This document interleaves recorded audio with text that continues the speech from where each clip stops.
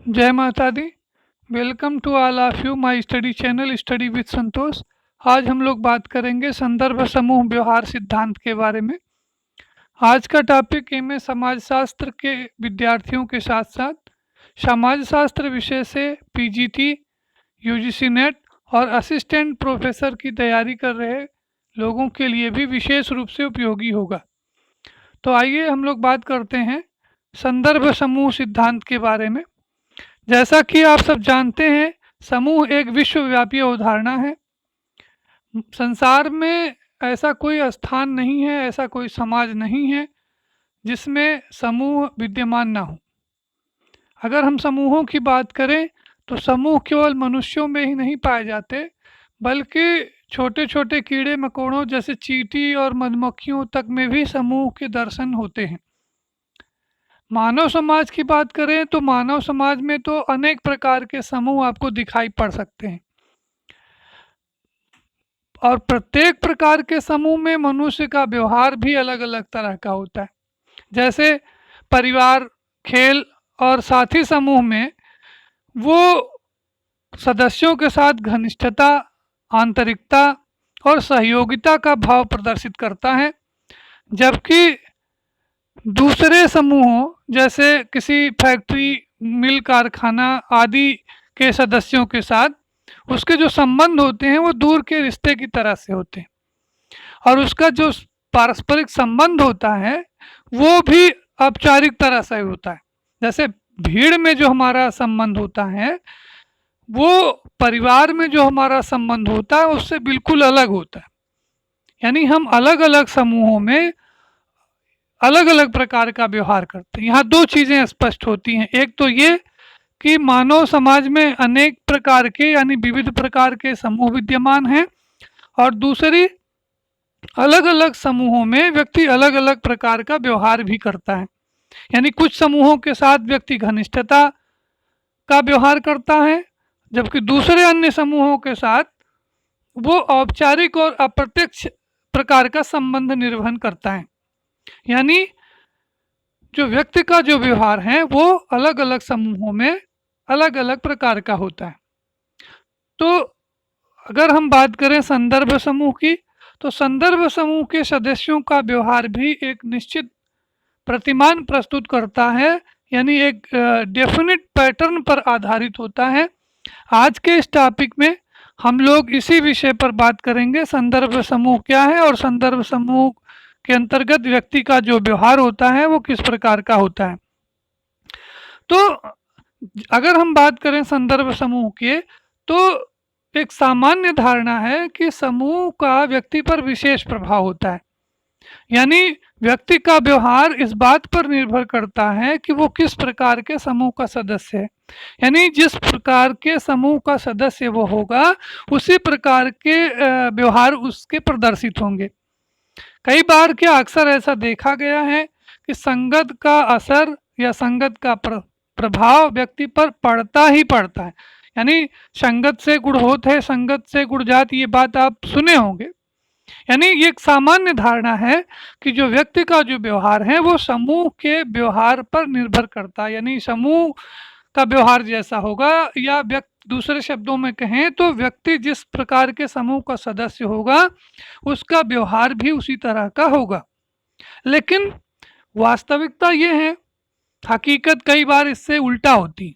कई बार व्यक्ति का व्यवहार समूह के व्यवहार से बिल्कुल भिन्न पाया जाता है।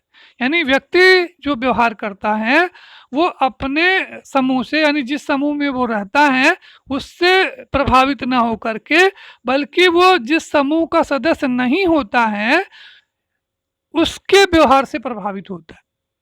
यानी जो सामान्य धारणा है उस धारणा के बिल्कुल विपरीत व्यक्ति व्यवहार करता है। यहाँ पे व्यक्ति का व्यवहार अपने समूह से प्रभावित नहीं है, बल्कि जिस समूह का वो सदस्य नहीं है, या दूसरे शब्दों में हम कहें तो उस समूह का सदस्य बनने की वो इच्छा रख रहा है, उसके अनुसार वो व्यवहार प्रदर्शित कर रहा है।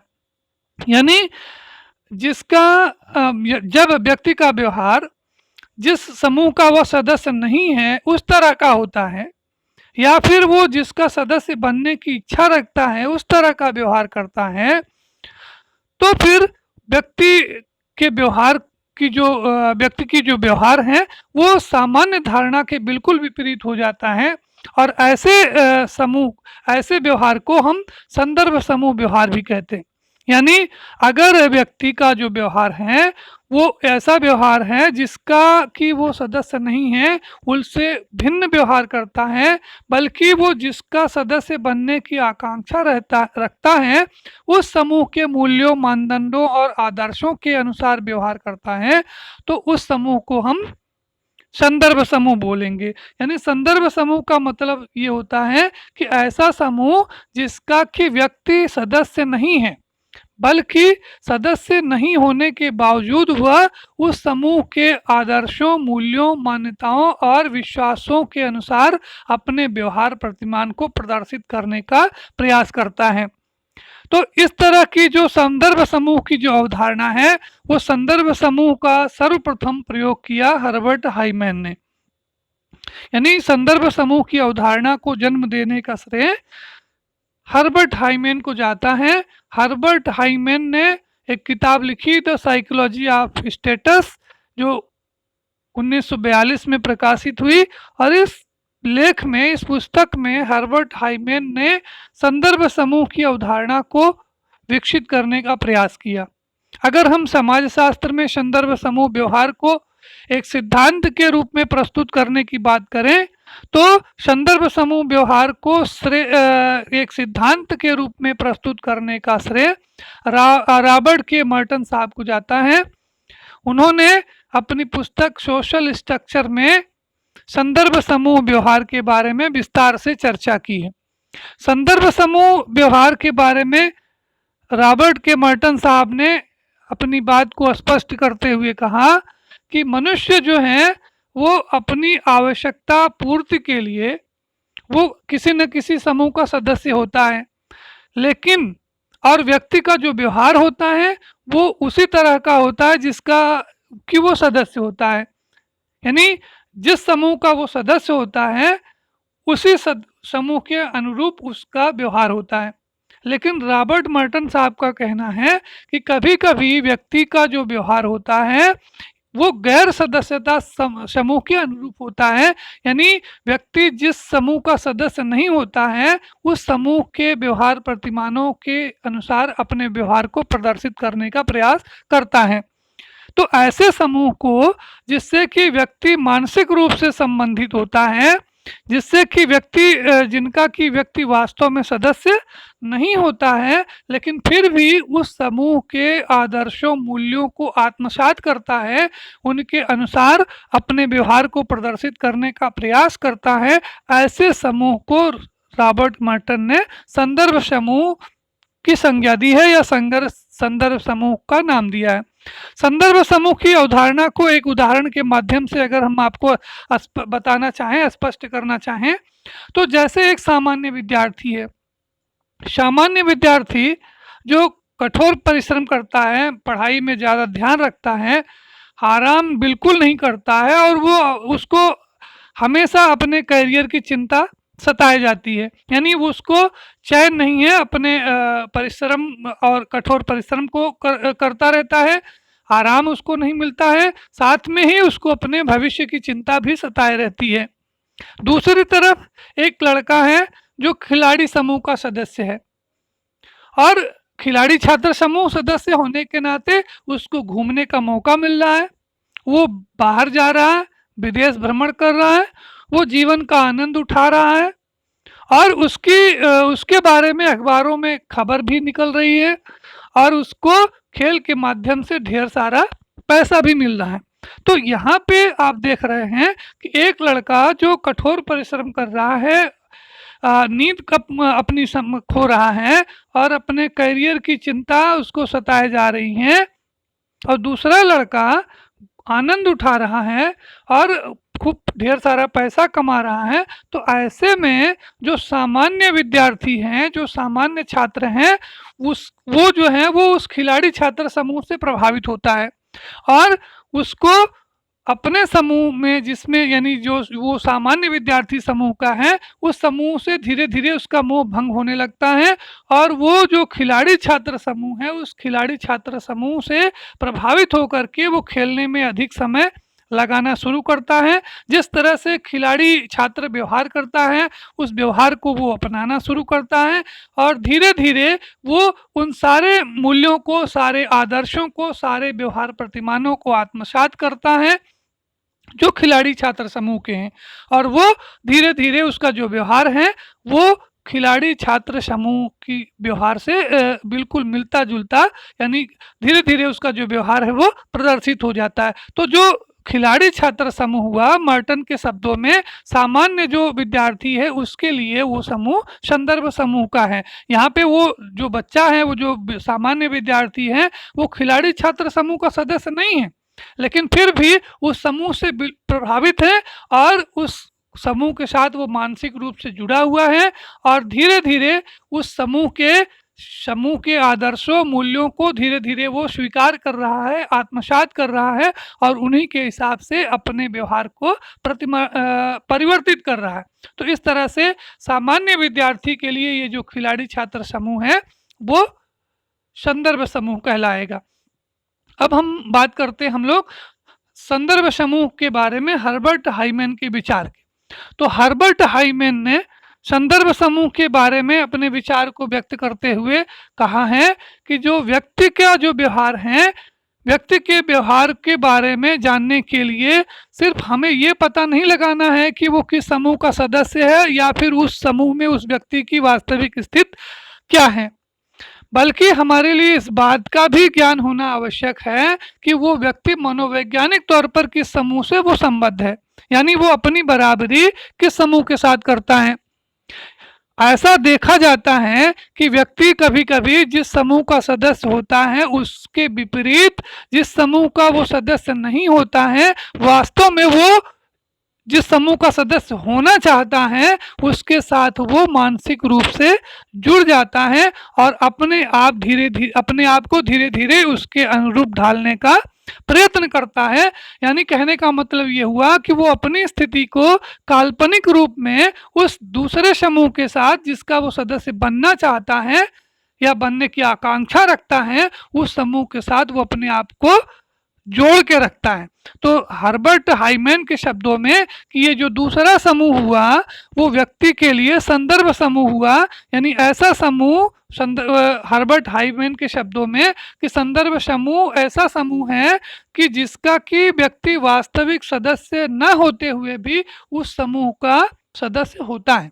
यानी वास्तविक रूप में फिजिकली तो वो व्यक्ति उस समूह का सदस्य नहीं होता है, लेकिन वो मनोवैज्ञानिक रूप में उस समूह का सदस्य बना हुआ होता है, उस समूह से जुड़ा हुआ होता है, या कह लीजिए कि उस समूह के व्यवहार प्रतिमान को अपने अंदर आत्मसात करके उसके अनुरूप ही बनने का प्रयत्न करता है। तो इस तरह से हर्बर्ट हाइमन के कहने का मतलब ये है कि संदर्भ समूह जो है वो व्यक्ति की मनोवृत्तियों, स्थितियों और आचरण के निर्धारण में महत्वपूर्ण भूमिका का निर्वहन करता है या महत्वपूर्ण भूमिका निभाता है। अब हम लोग बात करते हैं संदर्भ समूह के बारे में। रॉबर्ट के मर्टन साहब के विचार क्या हैं? तो रॉबर्ट मर्टन साहब ने, जैसा कि आपको मैंने पहले बताया कि जिनको कि समाजशास्त्र में संदर्भ समूह सिद्धांत का जनक माना जाता है, उनका जो विचार है वो अमेरिकी सैनिकों के विस्तृत अध्ययन पर आधारित है। यानी उन्होंने एक द अमेरिकन सोल्जर्स नामक एक अपना जो उनका शोध प्रबंध है, जो उनका शोध कार्य है, उस शोध कार्य में उन्होंने संदर्भ समूह सिद्धांत के बारे में लिखा है। और इस लेख में, इस शोध कार्य में रॉबर्ट मर्टन साहब ने ये बताने का प्रयास किया कि एक व्यक्ति का संदर्भ समूह उसका अंतः समूह और बाह्य समूह भी हो सकता है जिसका कि वो सदस्य नहीं है। यानी मर्टन का कहना है कि जो संदर्भ समूह है वो दोनों हो सकता है, वो उसका अपना भी समूह हो सकता है जिसका कि वो सदस्य है और कोई बाह्य समूह भी हो सकता है कि जिसका कि वो वास्तव में सदस्य नहीं है। अभी तक के जो संदर्भ समूह के बारे में जो विद्वानों के जो विचार थे वो इस तरह से थे कि उनका ये मानना था कि संदर्भ समूह का मतलब गैर सदस्यता समूह है। यहाँ पे मर्टन का कहने का मतलब ये है कि संदर्भ समूह जो है वो उस गैर सदस्यता समूह तो होता ही है, साथ में उसका अंतः समूह भी जो है वो संदर्भ समूह के रूप में निर्धारित हो सकता है। संदर्भ समूह के बारे में मर्टन का कहना है कि जो संदर्भ समूह है वो अंतः समूह या बाह्य समूह व्यक्ति के व्यवहार को निर्देशक तंत्र का काम करता है। यानी जो ये जो संदर्भ समूह होता है वो व्यक्ति के व्यवहार को निर्देशित करता है और व्यक्ति का जो व्यवहार है उस संदर्भ समूह के अनुसार ही व्यवहारित होता है और उस समूह को आदर्श मानकर उस समूह के मूल्यों और लक्ष्यों और मानदंडों को अपना करके धीरे धीरे उस समूह के अनुरूप व्यक्ति ढलने का प्रयास करता है।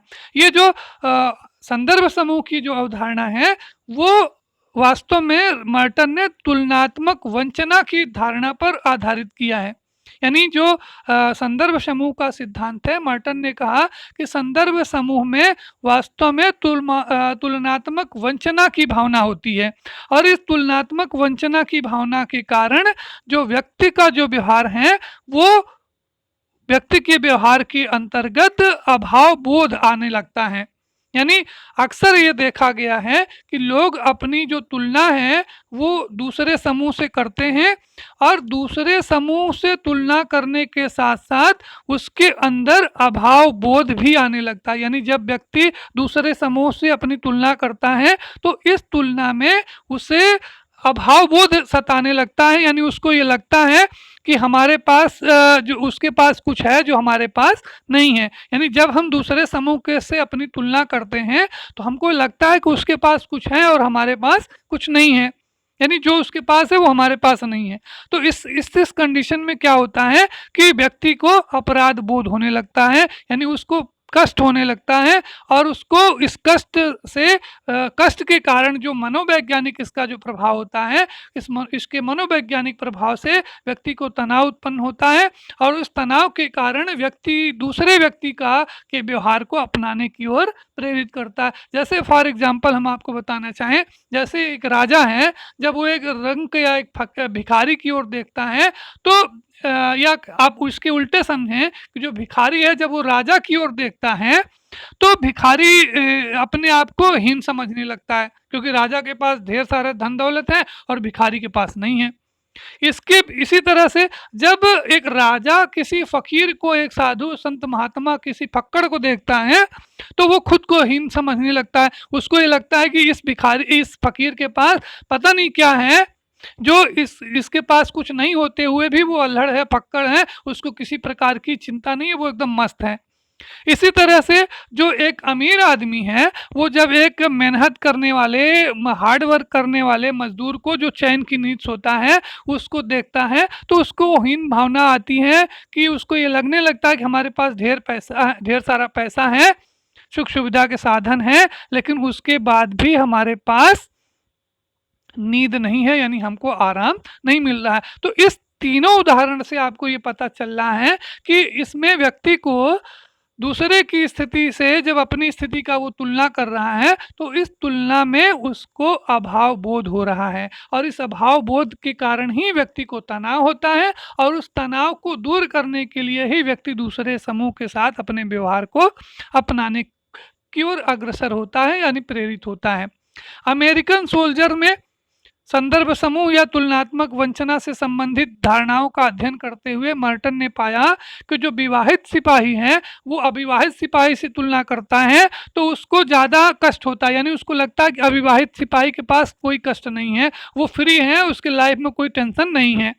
इसी तरह से जब एक सिपाही किसी गैर सैनिक मित्र से तुलना करता है तो उसको लगता है कि मैं तो बॉर्डर पर सख्त पहरा दे रहा हूँ, कठिन ड्यूटी दे रहा हूँ, लेकिन जो ऐसे सामान्य व्यक्ति हमारा मित्र है उसको कोई दिक्कत नहीं है, वो रात में सो रहा है, आराम से अपना चैन की बंसी बजा रहा है।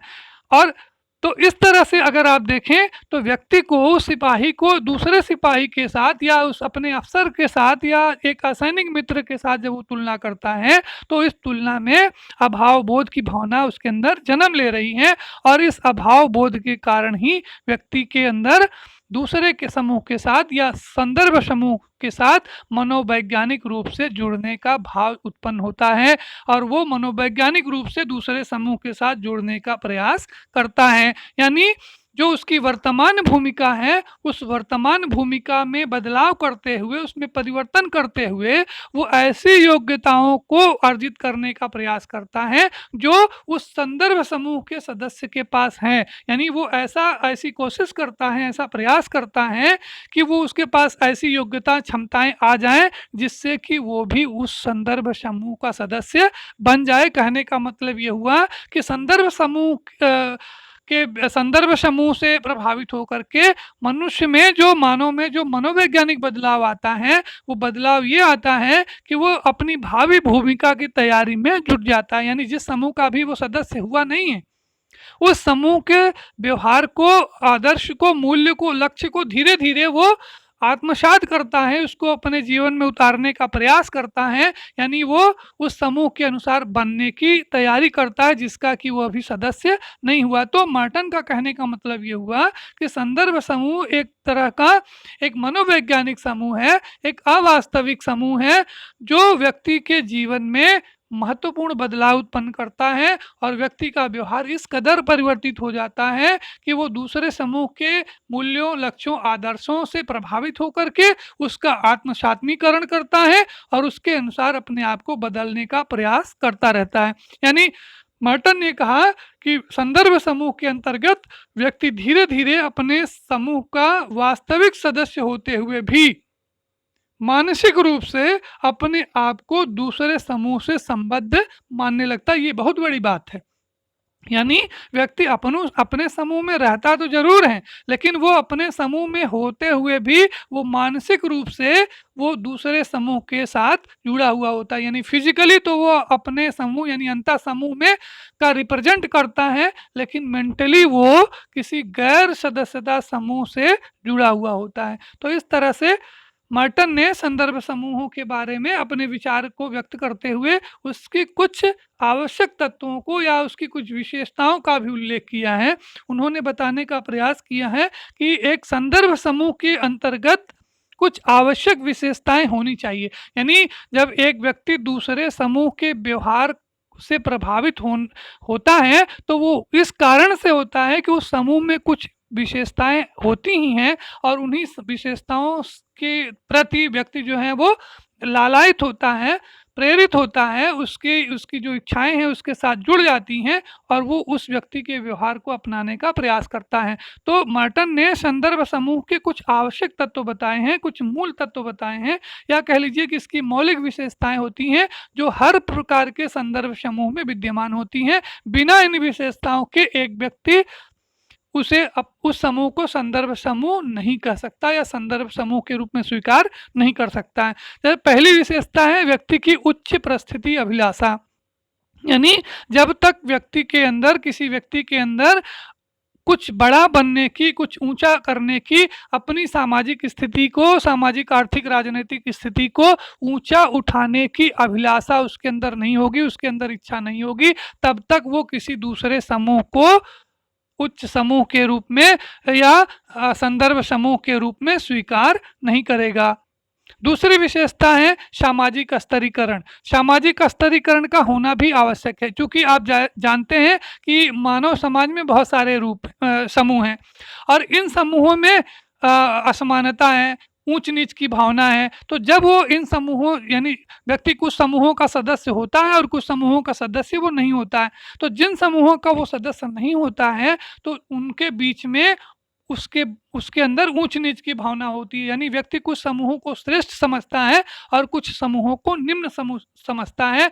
तो स्तरीकरण के कारण यानी उच्च नीच की भावना के कारण ही व्यक्ति जिन समूहों को उच्च समूह समझता है उन समूहों को के व्यवहार प्रतिमानों से, आदर्श से प्रभावित होता है और उस समूह को धीरे धीरे संदर्भ समूह मानने लगता है। तीसरी जो बात मार्टन ने बताई वो ये है कि तुलनात्मक अभाव बोध, ये कंपलसरी है। जब तक व्यक्ति के अंदर तुलनात्मक अभाव बोध नहीं आएगा, व्यक्ति के अंदर ये विशेषता नहीं आएगी कि व्यक्ति जब दूसरे समूह से तुलना करेगा तो उसे अनिवार्य रूप से उससे इस तुलना में कुछ न कुछ अभाव होना चाहिए। जब तक उसको अभाव बोध नहीं होगा तब तक वो दूसरे समूह को संदर्भ समूह के रूप में स्वीकार नहीं करेगा। चौथी जो विशेषता है संदर्भ समूह की है वो आत्मसात्मीकरण की प्रक्रिया का होना, यानी संदर्भ समूह के अंतर्गत कुछ रचनात्मक तत्वों की विशेषताओं का होना जरूरी है, जिनके कारण ही व्यक्ति उन्हें संदर्भ समूह के रूप में स्वीकार करता है। यानी उस समूह में कुछ ऐसी भूमिकाएं होंगी, कुछ ऐसे आदर्श होंगे, कुछ ऐसे मूल्य होंगे जिन्हें कि व्यक्ति आदर्श के रूप में देखता होगा और उसको व्यक्ति अपनाना चाहता होगा, या आप ऐसे कह लीजिए कि उस समूह में कुछ ऐसे संदर्भ व्यक्ति होंगे जिनसे कि व्यक्ति प्रभावित होगा, उनसे प्रेरित होगा और उन्हीं के अनुरूप वो अपने व्यवहार को आत्मसात करने की कोशिश करेगा, या कह लीजिए कि उनसे प्रेरित होकर के, उनसे प्रभावित होकर के ही वो उनके अनुसार अपने व्यवहार को बदलने की तैयारी करेगा, कोशिश करेगा। नंबर 5 है प्रत्याशी समाजीकरण। प्रत्याशी समाजीकरण का मतलब ये हुआ, मार्टन का कहने का मतलब है कि संदर्भ समूह वास्तव में जो है वो प्रत्याशी समाजीकरण का एक अभिकरण है। यानी इस समूह में व्यक्ति भावी भूमिका की तैयारी करता है। यानी जिस समूह का वो सदस्य है नहीं, लेकिन फिर भी वो मानसिक रूप से उस समूह के साथ जुड़ने के कारण, व्यक्ति के अंदर अभाव बोध होने के कारण वो व्यक्ति दूसरे समूह के आदर्शों मूल्यों के प्रति आकर्षित होने के कारण उस समूह से प्रेरित होता है और उस समूह की भूमिका के अनुरूप अपनी भूमिका को परिवर्तित करने की तैयारी करता है। यहाँ पे ये ध्यान रखने की जरूरत है कि ये जो प्रत्याशी समाजीकरण है वो दो तरह का होता है। एक प्रकार्यात्मक प्रत्याशी समाजीकरण और दूसरा है दुष्प्रकार्यात्मक प्रत्याशी समाजीकरण। प्रकार्यात्मक प्रत्याशी समाजीकरण का मतलब यह हुआ कि जिस भावी भूमिका की व्यक्ति तैयारी कर रहा है वो भावी भूमिका उस व्यक्ति को उच्च स्थिति प्रदान करने में योगदान कर रही हो। यानी जिस भूमिका की वो तैयारी कर रहा है उस भूमिका के आत्मसात करने से व्यक्ति की स्थिति वाकई में उच्च हो रही हो और वाकई में जिस समूह का वो सदस्य बनना चाह रहा है उस समूह का सदस्य वो बन जा रहा है। तो ये जो प्रत्याशी समाजीकरण है वो प्रकार्यात्मक है, यानी उसके लिए उपयोगी है, उसको उस समूह के साथ जोड़ने में योगदान कर रहा है। दूसरा मार्टन ने कहा कि दुष्प्रकार्यात्मक समाजीकरण भी होता है। यानी कभी कभी ऐसा होता है कि व्यक्ति जिस भूमिका की तैयारी कर रहा होता है उस भूमिका की तैयारी करने के बावजूद भी उस जो व्यक्ति है वो दूसरे समूह का सदस्य, संदर्भ समूह का सदस्य नहीं बन पाता है। इस कारण से व्यक्ति के अंदर हीनता के भाव उत्पन्न होते। जैसे हम आपको एक उदाहरण दें कि जैसे एक निम्न वर्ग का जो बच्चा है वो किसी उच्च प्रतिष्ठित स्कूल में प्रवेश करने की इच्छा रखता है, उसकी भी इच्छा होती है किसी बड़े स्कूल में जिसका बड़ा नेम फेम है उस स्कूल में वो एडमिशन ले, अपना प्रवेश ले। लेकिन जो समाज के जो सामाजिक सांस्कृतिक संरचना है उस संरचना के कारण वो बच्चा जो है वो उस स्कूल में प्रवेश नहीं ले पाता है। तो जब अब तैयारी तो वो कर रहा है उस स्कूल के जो हायर स्कूल के जो बच्चे हैं उस स्कूल के बच्चों के हिसाब से वो अपना व्यवहार प्रदर्शित करने का, उसके हिसाब से अपनी पढ़ाई लिखाई और अपने व्यवहार में एटीट्यूड में चेंज लाने का प्रयास करता है। लेकिन सामाजिक परिस्थिति वश वो बच्चा जो है वो उच्च प्रतिष्ठित स्कूल में प्रवेश नहीं पाता है। तो ऐसे कंडीशन में व्यक्ति के अंदर हीनता की भावना उत्पन्न होती है और व्यक्ति धीरे धीरे, चूंकि वो अपने समूह से वो कट जाता है, वो गैर समूह के मूल्य की नकल करता है। जब दूसरे समूह की वो नकल करने लगता है जिसका कि वो सदस्य नहीं है, तो उस समूह की नकल करने के कारण धीरे धीरे होता क्या है कि वो अपने समूह से कट जाता है और यानी उस समूह में जिसमें वो रहता है उस समूह में धीरे धीरे लोग उसको उपेक्षित करने लगते हैं या उस समूह में उसको वो मान सम्मान नहीं मिलता है। धीरे धीरे वो व्यक्ति अपने समूह में नापसंद किया जाने लगता है। और ऐसी स्थिति में जो मर्टन है वो कहते हैं कि जो व्यक्ति है वो एक सीमांत व्यक्ति बनकर के रह जाता है, यानी वो एक कोने में पड़ जाता है। वो समूह से, अपने समूह से भी कट जाता है और जिस समूह का वो सदस्य बनना चाहता है उस समूह का भी वो सदस्य नहीं बन पाता है। और ऐसी स्थिति में वो व्यक्ति जो है वो सीमांत मानव की विशेषता को प्रदर्शित करता है या सीमांत मानव बन जाता है। अगली विशेषता उन्होंने बताई मर्टन साहब ने, समूहहीनता। समूहहीनता का मतलब ये हुआ कि संदर्भ समूह के सदस्य के अंतर्गत ये अनिवार्य है कि व्यक्ति के अंदर अपने समूह को हीन समझने और दूसरे समूह के उच्च समझने की भावना होनी चाहिए। यानी जब तक व्यक्ति अपने समूह को हीन नहीं समझेगा तब तक वो दूसरे समूह को संदर्भ समूह के रूप में स्वीकार नहीं करेगा। यानी मर्टन का कहना है कि संदर्भहीनता संदर्भ समूह के रूप में स्वीकार करने की अनिवार्यता है। यानी जब तक व्यक्ति अपने समूह को हीन नहीं मानेगा, दूसरे समूह की तुलना में निम्न नहीं मानेगा, तब तक उस समूह को व्यक्ति, दूसरे समूह को व्यक्ति संदर्भ समूह के रूप में स्वीकार नहीं करेगा। अगली बात जो संदर्भ समूहों की है, वो संदर्भ समूह जो है वो मुक्त समाजों की विशेषता है। यानी ऐसे समाजों में जहाँ पे खुलापन पाया जाता है, किसी प्रकार का बंद सामाजिक व्यवस्था नहीं है, उस ऐसे समाजों में व्यक्ति जो है वो दूसरे समूहों की तरफ आकर्षित होता है, प्रेरित होता है, उनसे प्रभावित होता है और व्यक्ति अपने व्यवहार को प्रदर्शित करने की कोशिश करता है। बंद समाजों में सामान्यतया जो संदर्भ समूह की जो अवधारणा है उसका अस्तित्व कम दिखाई पड़ता है। अगली जो विशेषता है नंबर 8, वो मर्टन ने बताई, समूह की दृष्टिगोचरता। समूह की दृष्टिगोचरता का मतलब ये हुआ कि किसी समूह के साथ व्यक्ति अपना सामंजस्य, अपना तादात्म्य तभी स्थापित कर पाएगा जब उस समूह की जो विशेषताएं हैं वो दूसरे व्यक्ति को प्रदर्शित होंगी। यानी उस समूह के जो गुण धर्म हैं, जो उसके आचार विचार हैं, जो मूल्य आदर्श, जो मान्यताएं हैं, वो उस व्यक्ति को दिखाई पड़ेंगी। तभी जो व्यक्ति है उसके प्रति आकर्षित होगा और उससे प्रेरित होगा, प्रभावित होगा और उससे मनोवैज्ञानिक रूप से जुड़ पाएगा। अगर समूह की जो विशेषताएं हैं, समूह के जो लक्षण हैं, जो सामान्य नियम हैं, उस व्यक्ति को प्रदर्शित नहीं होंगे, उसमें कठोरता होगी। बहुत सारे ऐसे समूह होते हैं जो अपनी विशेषताओं को दूसरे समूहों के लिए प्रदर्शित नहीं रखते हैं, वो गोपनीय रखते हैं। तो ऐसे समूह जो हैं वो कभी भी संदर्भ समूह के रूप में स्वीकार नहीं किए जाएंगे। संदर्भ समूह तभी बन पाएगा जब तक कि व्यक्ति के उस समूह के अंदर जो उसके जो सामान्य नियम हैं वो दृष्टिगोचर होंगे, यानी आम लोगों को ये विशेषताएं प्रदर्शित होंगी। अगली चीज मर्टन ने बताई कि संदर्भ समूह एक सापेक्षिक अवधारणा है। सापेक्षिक अवधारणा का मतलब ये है कि जो समूह आज व्यक्ति के लिए संदर्भ समूह है वो हमेशा हमेशा के लिए उसका संदर्भ समूह नहीं रहता है, क्योंकि आप जानते हैं कि व्यक्ति की जो आकांक्षाएं हैं वो निरंतर बदलती रहती हैं, परिवर्तित होती रहती हैं। तो व्यक्ति आज जिस समूह का सदस्य नहीं है, दूसरे समूह का सदस्य बनना चाहता है, तो वो उसका संदर्भ समूह हो गया जिसका वो बनना चाह रहा है, यानी वो समूह संदर्भ समूह हो गया।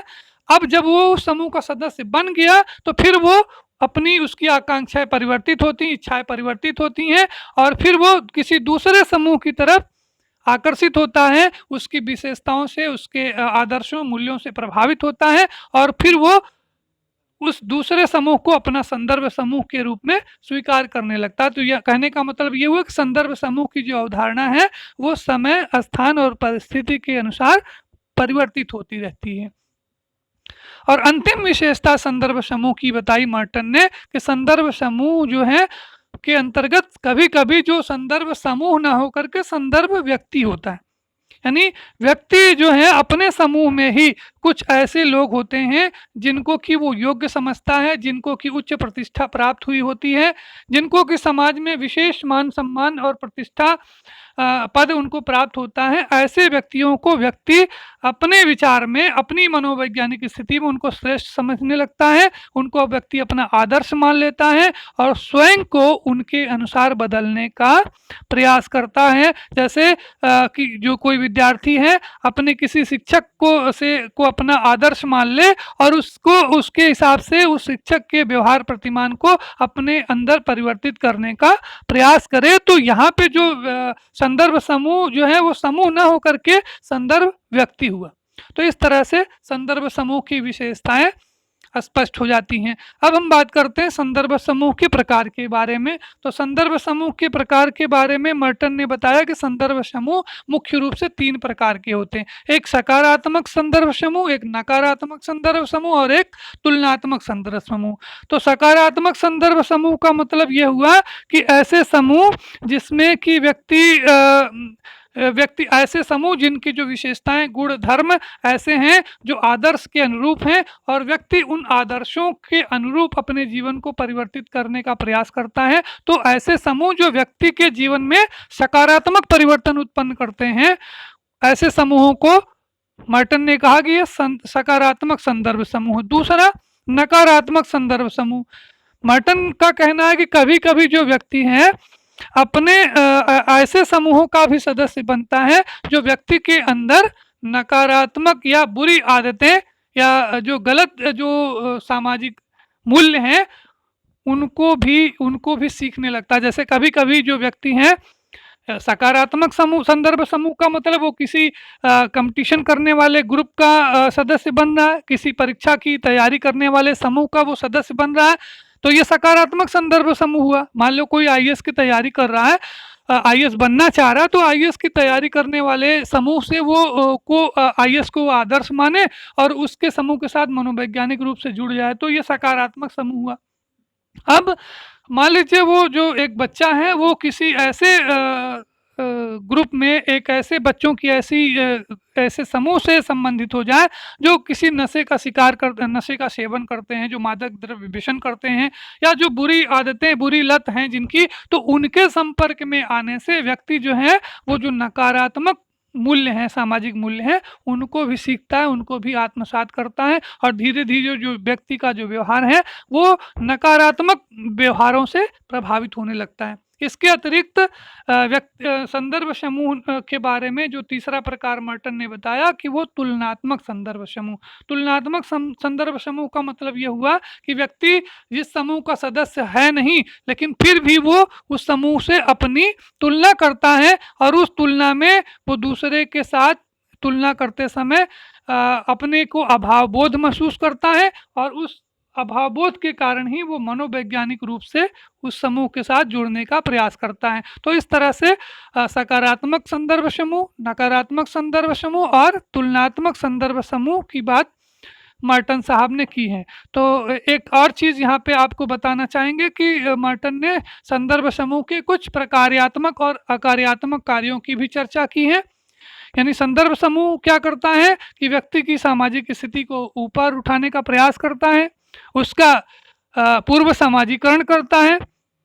इसके साथ साथ व्यक्ति जो है वो अपने समूहों से उसका संबंध टूट भी जाता है, यानी संबंधों का, अंतर समूह से संबंधों का टूटना भी होता है। और जो संदर्भ समूह है वो समाज में सामाजिक गतिशीलता में वृद्धि करता है, क्योंकि जब एक व्यक्ति दूसरे समूह के व्यवहार को अपना आदर्श मानने लगता है, उसके हिसाब से परिवर्तित करना, अपने व्यवहार को परिवर्तित करने का प्रयास करने लगता है, तो समाज में गतिशीलता भी आने लगती है। यानी इसके साथ साथ जो संदर्भ समूह है वो व्यक्ति के भोजन, पोशाक, निवास, शिक्षा, व्यवसाय आदि पर भी विशेष प्रभाव डालता है। यानी संदर्भ समूह एक ऐसा समूह है जो व्यक्ति के जीवन में विभिन्न प्रकार के प्रकार्यात्मक और अकार्यात्मक प्रभाव डालता है। तो आज के टॉपिक में पे हम लोग संदर्भ समूह क्या है, इसकी विशेषताएं क्या हैं, संदर्भ समूह के बारे में जो विद्वान हैं उनके क्या विचार हैं, संदर्भ समूह के आवश्यक तत्व क्या हैं, और इसके साथ साथ संदर्भ समूह कितने प्रकार के होते हैं और संदर्भ समूहों के प्रकार्यात्मक और अप्रकार्यात्मक प्रभाव क्या हैं, इस पर चर्चा की गई। आशा है कि आप इस चर्चा से लाभान्वित हुए होंगे। अंत में हम चाहेंगे कि आप इस वीडियो को लाइक करें, साथ में सब्सक्राइब करें और घंटी वाला बटन भी दबाएं, जिससे आपको मेरे वीडियो आप तक पहुंच जाए। आप सबका बहुत बहुत धन्यवाद।